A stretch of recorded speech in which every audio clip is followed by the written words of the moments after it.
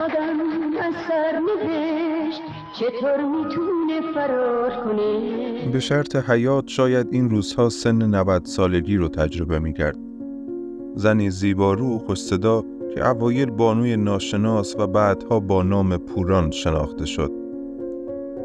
زندگی همراه با شهرت و مرگی در سکوت ابتدا و انتهای کتاب زندگی پوران بود. در این مدت کوتاه از شروع فعالیت کانال رادیواکتیو، ویدیوهای کانال ما موفق به جذب نگاه چند هزار نفری شما همراهان رادیواکتیو شده. برای حمایت از ما با سابسکرایب کردن کانال کنار ما بمونید تا خانواده رادیواکتیو روز به روز بزرگ و بزرگتر بشه. فرح دخت عباس طالقانی یا پوران در 15 بهمن ماه 1312 در خانواده هنردوست چشم به جهان باز کرد و تحت تأثیر خاله آوازخونش عزت روح بخش خوانندگی رو تجربه کرد. پوران در بخشی از خاطراتش میگفت روزی به همراه خالم به صفحه فروشی رویال رفته بودم تا صفحه جدیدش رو پر کنه. خالم کار فوری داشت و رفت کارش رو انجام بده و برگرد. ارکستر آماده بود و از من خواستن تا بخونم. من هم خوندم. بدون اینکه بدونم صدام رو ضبط کردم. همون صفحه فروشی اولین صفحه من رو به بازار فرستاد و همون صفحه باعث شد مردم با صدای من آشنا بشن. همین باعث تشویق پوران به خوانندگی شد و آشنایی اون با عباس شاپوری نقطه عطف سرنوشت کاری پوران شد. شاپوری آهنگساز و نوازنده ویولون تو سال 1325 ترانه معروف گل پامچال رو برای عزت روحبخش خاله پوران ساخت. پوران زیر نظر استاد شاپوری خوانندگی رو یاد گرفت و تو سن 19 سالگی با اسم بانوی ناشناس شروع به فعالیت کرد و 1 سال بعد وارد رادیو ایران شد. ای هم صدای دیروز و فردا، عاشق‌تر از ما کی میشه پیدا؟ شروع کار مشترک پوران و شاپوری بین اونها علاقه و عشقی به وجود آورد که میشه تأثیرش در رنگ و طعم کارهای پوران رو حس کرد. رابطه عاشقانه 7 ساله پوران و شاپوری در نهایت به ازدواج ختم شد و همین باعث شد برای مدتی بانوی ناشناس با اسم بانو شاپوری در بین مردم شناخته بشه.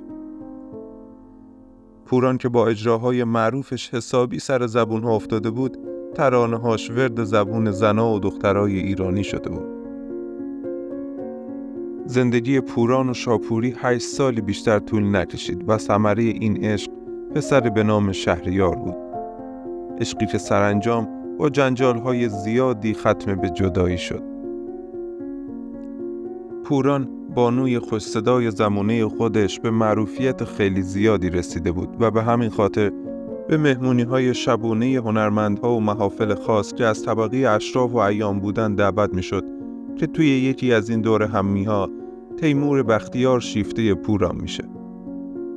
بختیار چهره حکومتی قدرتمند زبونه خودش رئیس ساواک بود و اینطور که نقش شده جنجال‌های طلاق شاپوری و پوران زیر سر تیمور بختیار بود و اون باعث جدایی اونها از هم شده بود. به طوری که شاپوری با شکایت و پیگیری‌هایی که انجام داده بود هم نتونست جلوی خواسته بختیار بایسته.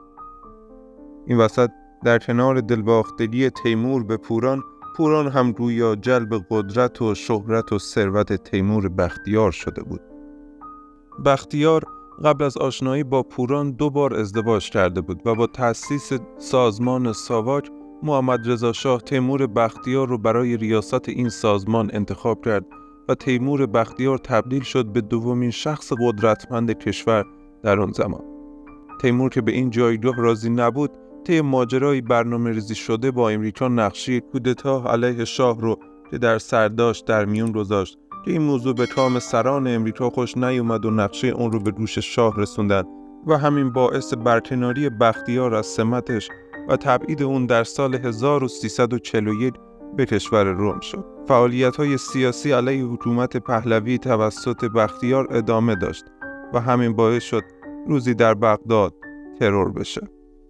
و اما پوران که در پی این ماجراها جایگاه خودش رو از دست داده بود، بعد از کمی انزوا و دوری از حرفش دوباره روی پاش ایستاد و با نام جدید پوران با ترانه گل اومد بهار اومد باعث خوشحالی طرفدارانش شد. پخش همین ترانه در نوروز 1339 از رادیو ایران با استقبال خیلی زیاد مردم روبرو شد و همین باعث شد برخلاف قوانین رادیو ایران به درخواست زیاد مردم ترانه گل اومد بهار اومد چندین بار پشت سر هم پخش بشه.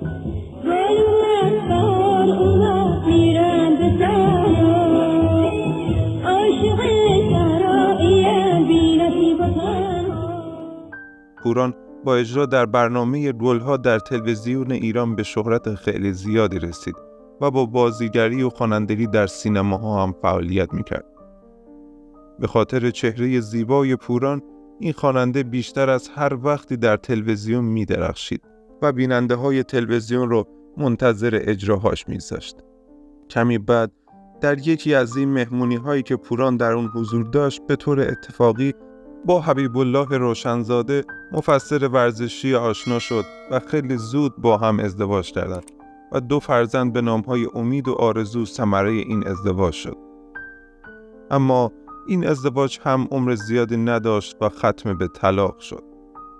پوران بعد از انقلاب به همراه امید و آرزو از ایران خارج شد و به لس آنجلس امریکا رفت، چرا که پسر اول اون یعنی شهریار فرزند مشترک پوران و شاپوری در اونجا زندگی میکرد.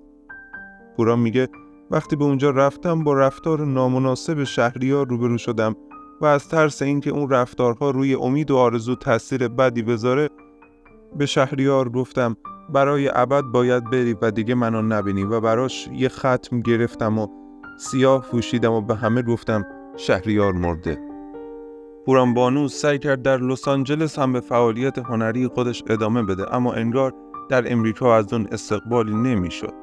بنا به دلایل نامعلومی پوران در اواخر دهه 60 با ناامیدی به ایران برگشت و همخونه گلوش شد.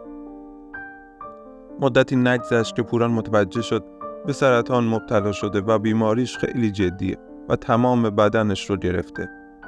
چند روز بعد تو بیمارستان بستری شد. پوران در روزهای آخر عمرش با واسطه هایی از همسر اولش یعنی شاپوری درخواست کرد که برای آخرین بار به دیدنش بره. عباس شاپوری این درخواست رو قبول میکنه و به بیمارستان برای ملاقات پوران میره. شاپوری با وارد شدن به اتاق پوران و دیدن اون لرزشی به اندامش افتاد که با جفت دستاش تخت پوران رو گرفت که بتونه خودش رو سر پا نگه داره. پوران تو همین لحظه ها با بغضی گفت عباس منو ببخش. هنوز مردم بعد از 35 سال جدایی من و تو منو به اسم پوران شاپوری صدا میزنن. عباس گفت بخشیدمت، اتفاقی نیفتاده که. پوران در 12 مهر ماه 1369 تو سن 57 سالگی در بیمارستان خاتم الانبیای تهران از دنیا رفت و در امامزاده طاهر کرج به خاک سپرده شد. ای عشق من زیبا نیلوفر من، در خواب نازی شبها نیلوفر من.